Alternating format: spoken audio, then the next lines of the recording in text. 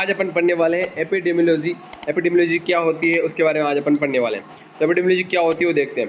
Epidemiology is a compound of 3 Greek word. जो epidemiology होती है वो मिलकर बनी होती है 3 ग्रीक वर्ड से। पहला जो वर्ड है वो है एपी, दूसरा जो वर्ड है वो है डेमोस और जो तीसरा वर्ड है वो है लोगस। तो 3 वर्ड से मिलकर बनी हुई है epidemiology. AP, demos and लोगस 3 word से मिलकर बनी हुई है। एपी जो है उसका मतलब क्या होता है, उसका मतलब होता है अपोन। क्या होता है? अपोन। एपी का मतलब होता है अपोन। डेमोस, दूसरा जो वर्ड है वो है डेमोस। डेमोस का मतलब होता है पीपुल। क्या होता है? लोग, पीपुल। और जो तीसरा जो वर्ड है वो है लोगस। लोगस का मतलब होता है साइंस। यानी अपॉन पीपुल साइंस, यानी जो लोगों के बीच की जो साइंस होती है, लोगों का जिसमें अपन अध्ययन करते हैं वो क्या होती है? एपिडेमियोलॉजी होती है। तो अपन इसकी डेफिनेशन देखते हैं। एपिडेमियोलॉजी की डेफिनेशन क्या होती है, देखो। Epidemiology has been defined as the study of distribution, determinants of health related status and events in specific population and the application of this study to the control of health problems। तो अब देखो epidemiology क्या होती है। Epidemiology को अपन define करते हैं, study करते हैं अपन एपिडेमियोलॉजी में। किसकी स्टडी करते हैं? डिस्ट्रीब्यूशन की एंड डिटर्मिनेंट्स की, हेल्थ रिलेटेड स्टेटस और इवेंट्स से। जो हेल्थ रिलेटेड जो स्टेटस है और जो इवेंट्स हैं, जो भी हेल्थ से रिलेटेड स्टेटस हो गया, कोई भी घटनाएं हो गई, स्टेटस हो गया, इवेंट हो गए, ठीक है। तो उनका जो डिटर्मिनेंट्स, उनके जो डिटर्मिनेंट्स होते हैं, उनका जो डिस्ट्रीब्यूशन होता है, उसकी जब अपन स्टडी करते हैं, किसमें करते हैं? एपिडेमियोलॉजी में करते हैं। यानी किसी भी हेल्थ से रिलेटेड स्टेटस और इवेंट्स के डिटर्मिनेंट्स और डिस्ट्रीब्यूशन की स्टडी एपिडेमियोलॉजी में की जाती है। अब देखो इवन किसी भी स्पेसिफिक पॉपुलेशन में, ये भी याद रखना है आपको कि किसी भी एक विशेष जो पॉपुलेशन है, किसी भी एक विशेष जो लोग हैं, उनमें अपन क्या करना है? हेल्थ से रिलेटेड जो भी स्टेटस है या फिर जो इवेंट्स हो रहे हैं, कोई भी जो मान लो अभी कोई भी क्षेत्र है, वहाँ पर क्या हो रहा है, कोई भी हेल्थ से रिलेटेड कोई भी प्रॉब्लम आ गई, तो उसका डिटर्मिनेंट्स क्या क्या है, उसके तत्व क्या क्या है, कौन कौन से तत्व है जिनके कारण वो बीमारी फैल रही है, उनका डिस्ट्रीब्यूशन क्या क्या है, वो किस प्रकार फैल रही है, किस प्रकार स्प्रेड हो रही है, उसका जो अध्ययन करते हैं अपन एपिडेमियोलॉजी में करते हैं। अब देखो the application of this study to control of the health problem. और अपन एपिडेमियोलॉजी की स्टडी करी कि मैंने इस स्पेसिफिक पॉपुलेशन में, इस क्षेत्र में, वहाँ पर इतने कोज किस कारण से ये डिजीज़ हो रही है, कैसे डिस्ट्रीब्यूट हो रही है, कैसे स्प्रेड हो रही है, उसका आपको पता चल गया, ठीक है। तो अपन इसको क्या करेंगे? कंट्रोल करने का काम करेंगे। उस हेल्थ जो प्रॉब्लम है उसको अपन कंट्रोल करने का काम करेंगे। तो ये किस में करते हैं? अपन एपिडेमियोलॉजी में करते हैं। ये बात रखना है, ठीक है। अगली जो डेफिनेशन है, epidemiology is the study of various factors and conditions that determine the occurrence of and distribution of health and disease, defect, disability and their among group of individuals।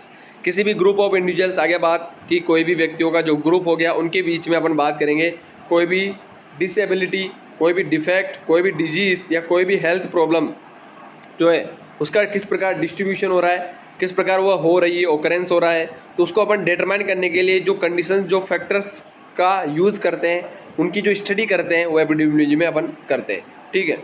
अब अपन बात करते हैं मोस्ट इंपॉर्टेंट टॉपिक है epidemiological triad, या इसका नाम भी, दूसरा जो नाम है वो है वेब ऑफ पोजीशन, और जो तीसरा नाम है वो है फैक्टर अफेक्टिंग डिजीज कंडीशन। कौन कौन से फैक्टर अफेक्टिंग डिजीज कंडीशन है? तो तीनों क्वेश्चन आ सकते हैं, नाम से अलग अलग नाम से आ सकते हैं कि एपिडेमियोलॉजिकल ट्रायड क्या होता है। ट्रायड का मतलब होता है 3 चीज़ें।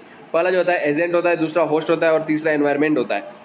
तो अपन को बात ये करनी है कि इन जो तीनों चीज़ें, इनके बीच में क्या होती है? डिजीज़ देखने को मिलती है, तो उनका अपन को स्टडी करना है, तो वो एपिडेमियोलॉजिकल ट्रायड में देखने को मिलता है।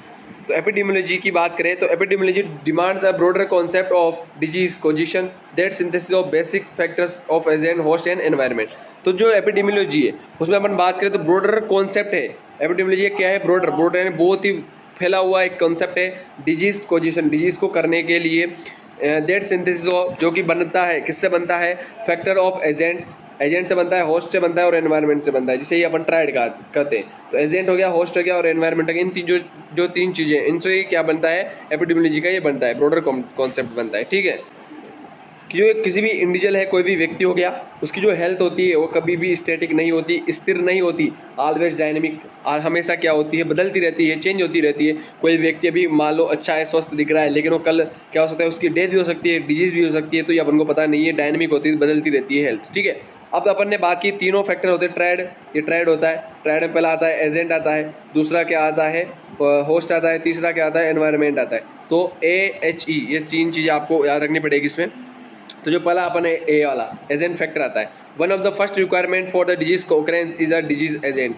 किसी भी डिजीज़ को होने के लिए फर्स्ट रिक्वायरमेंट क्या है? डिजीज़ का एजेंट, माइक्रोबियल एजेंट। इसके बिना डिजीज़ नहीं हो सकती।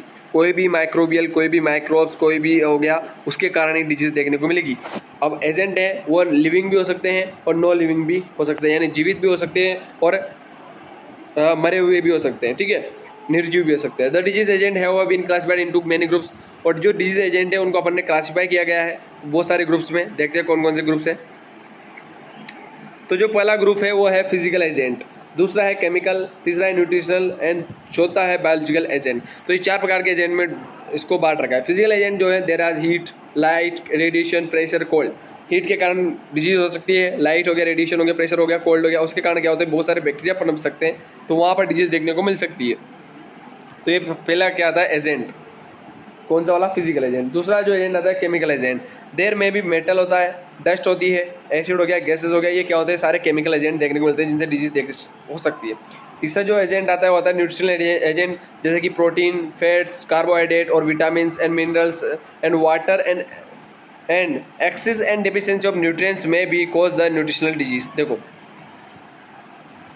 जो प्रोटीन हो गया, फैट हो गया, कार्बोहाइड्रेट हो गया, विटामिन, मिनरल्स और वाटर हो गया, इनकी अगर एक्सेस यानी ज़्यादा मात्रा में हो जाइए अपनी बॉडी में, या फिर डेफिशिएंसी हो जाए, इनकी कमी हो जाए, तब भी क्या हो सकता है? न्यूट्रिशनल डिजीज देखने को मिल सकती है, यानी डिजीज हो सकती है।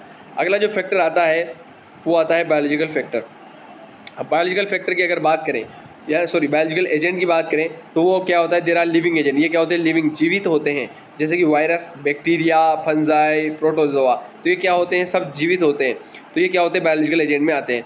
अब there are found in reservoir of infection. और ये क्या होते हैं? जो एजेंट है बायोलॉजिकल एजेंट, ये कहाँ पर पाए जाते हैं? जो इन्फेक्शन का रिजर्वोयर होता है, जो इन्फेक्शन को इकट्ठा करता है, इन्फेक्शन जिनके अंदर होता है उनके अंदर ये पाए जाते हैं biological agent, virus, bacteria, protozoa. जैसे कि ह्यूमन हो गया, एनिमल हो गया, इंसेक्ट, सोइल, इनके अंदर ये देखने को मिलते हैं अपन कौन से? बायोलॉजिकल एजेंट, ठीक है। तो ये क्या हो जाता है? पूरा पहला जो ट्रायड का, एपिडेमियोलॉजिकल ट्रायड का, या वेब ऑफ पोजीशन का, या फिर फैक्टर अफेक्टिंग डिजीज कंडीशन का, ये पहला जो फैक्टर होता है वो एजेंट हुआ, अपन ने कंप्लीट कर लिया है, ठीक है। अब दूसरी चीज़ बात करते हैं। दूसरा चीज़ है एनवायरनमेंट। एनवायरमेंटल फैक्टर की बात करेंगे तो एक हेल्दी एनवायरनमेंट जो है जैसे एग्रीगेट वो बढ़ाता है ऑफ द एक्सटर्नल कंडीशन को and influence affecting the life and development of an organism. देखो, कोई भी व्यक्ति है अगर वो हेल्दी एनवायरनमेंट में रह रहा है तो उसका ऑर्गेनिज्म कुछ भी नहीं कर पाएंगे। ऑर्गेनिज्म यानी बैक्टीरिया, फंजाई, एजेंट जो है, ऑर्गेनिज्म का मतलब यहाँ पर एजेंट की बात कर रहे हैं, तो एजेंट वहाँ पर पनप नहीं पाएगा। लेकिन कोई भी व्यक्ति अगर उसका पोर एनवायरनमेंट है तो वहाँ पर ऑर्गेनिज्म डेवलप कर जाएगा और वहाँ पर उस व्यक्ति को डिजीज देखने को अपन को मिल सकती है। अब देखो, it is the classified below, इसको क्लासिफाई किया गया है, नीचे देख सकते हैं अपन। तो पहला वही फिजिकल एनवायरनमेंट, इसमें फिजिकल एनवायरनमेंट आ सकता है। फिजिकल में जैसे कि much of the ill health in India, India में सबसे ज़्यादा देखने को मिलता है ill health problem is due to poor environment. Poor environment की वजह से अपने इंडिया में बहुत सारी हेल्थ प्रॉब्लम्स देखने को मिलती है, जैसे कि अनसेफ वाटर जो है वो अच्छा, आप गंदा पानी पी रहे हो तो उसके कारण डिजीज देखने को मिलेगी। कंटामिनेटेड फूड हो गया, कंटामिनेटेड सोइल हो गई, सोइल मिट्टी कंटामिनेटेड हो ही रहती है यहाँ पर इंडिया में। पुअर हाउसिंग, घर है जो कच्चे घर बने हुए हैं तो उनमें क्या होती है? डिजीज़ देखने को मिल सकती है, क्योंकि बैक्टीरिया वहाँ पर अच्छे आराम से पनप सकते हैं। Lack of disposable disposal facility, तो लैक ऑफ डिस्पोजेबल यानी जो कचरा है, जो कचरा का जो अपन निपटान करते हैं वो अच्छी तरह से अपने इंडिया में नहीं हो पाता है, तो उसके कारण अपनी डिजीज़ देखने को मिल सकती है। अगला जो एनवायरनमेंट आता है वो आता है बायोलॉजिकल एनवायरनमेंट। तो फिजिकल एनवायरनमेंट अपन ने पढ़ लिया। बायोलॉजिकल एनवायरनमेंट की बात करें, द कॉज ऑफ डिजीज में be found in the biological environment.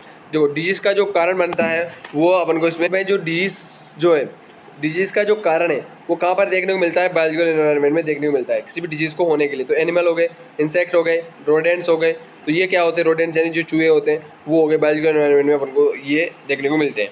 अगला जो एनवायरनमेंट आता है वो आता है सोशल एनवायरनमेंट। सोशल एनवायरनमेंट में जैसे कस्टम्स हो गया, हैबिट्स हो गया, कल्चरल हो गया, education, standard of living, very very most important.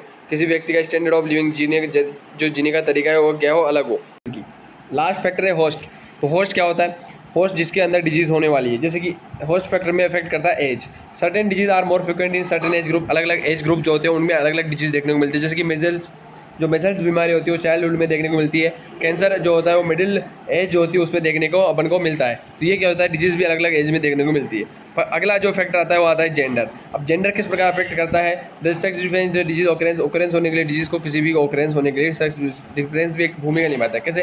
Diabetes जो है, डायबिटीज़ वो फ्रिक्वेंट होती है फीमेल्स में, जबकि हार्ट डिजीज़ किस में देखने को मिलती है? मेल में। तो डायबिटीज़ तो देखने को मिलेगी किस में? फीमेल्स में, और हार्ट डिजीज़ देखने को मिलेगी मेल में। तो ये भी क्या है, जेंडर भी अफेक्ट करने का काम करता है हेल्थ को, तो याद रखना। हेरिडिटी भी अफेक्ट करता है। हेरिडिटी कैसे अफेक्ट करेगी? हार्मफुल जीन होते हैं कुछ जो कि ट्रांसफ़र हो जाते हैं, फादर से बच्चे में चले जाते हैं, मदर से बच्चे में चले जाते हैं, उसके कारण देखने को मिलता है अपन को हेरिडिटी में। हीमोफीलिया, कलर ब्लाइंडनेस, ये क्या होता है? इसके एग्जाम्पल देखने को मिलते हैं।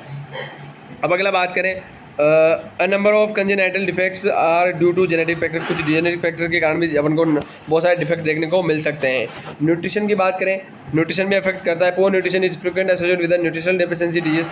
बहुत सारी न्यूट्रिशन डिजीज देखने को मिल सकती है पुअर न्यूट्रिशन के कारण, जैसे कि क्वाशियोरकोर हो गया, मेरस्मस हो गया। तो ये डिजीज किसके कारण होती है? न्यूट्रिशन की डिफिशियंसी के कारण हो जाती है। कुछ कस्टम्स और हैबिट्स हो गए, उसके कारण भी अपन को डिजीज देखने को मिलती है। Certain customs are prejudicial to healthy के लिए, हेल्दी लाइफ के लिए क्या होते हैं? प्रेजुडिशियल होते हैं। जैसे कि स्मोकिंग जो होता है वो ओरल और लंग कैंसर के लिए बहुत ही खतरनाक होता है। स्मोकिंग करने से कोई भी व्यक्ति हो गया वो स्मोकिंग करेगा तो उसको ओरल और लंग कैंसर देखने को मिल सकता है। अगला बात करें ह्यूमन बिहेवियर। ह्यूमन का बिहेवियर, अगर कोई व्यक्ति है वो फिजिकल एक्सरसाइज ही नहीं कर रहा, वो दिन भर क्या होता है पलंग पे पड़ा रहता है, तो उसके कारण क्या उसको डिजीज़ हो सकती है। ठीक है, एल्कोहल भी ले रहा है वो, तो उसके कारण डिजीज़ देखने को मिल सकती है। और सर्टेन ड्रग जो होती है अफेक्ट करती है हेल्थ की एडवर्सली, तो ये क्या होता है? ह्यूमन बिहेवियर भी अपन को देखने को मिलता है। ऑक्यूपेशन में अगला जो है फैक्टर है, दस ऑक्यूपेशन ऑफ द होस्ट में भी अफेक्ट सर्टेन ऑक्यूपेशन डिजीज भी कोज करने का काम करता है। जैसे कि एक्सीडेंट हो गया किसी व्यक्ति का, लीड पॉइजनिंग हो गई, तो ये क्या है? सब ऑक्यूपेशन देखने को अपन को मिलते हैं, उसके कारण अपन को डिजीज़ देखने को मिलती है।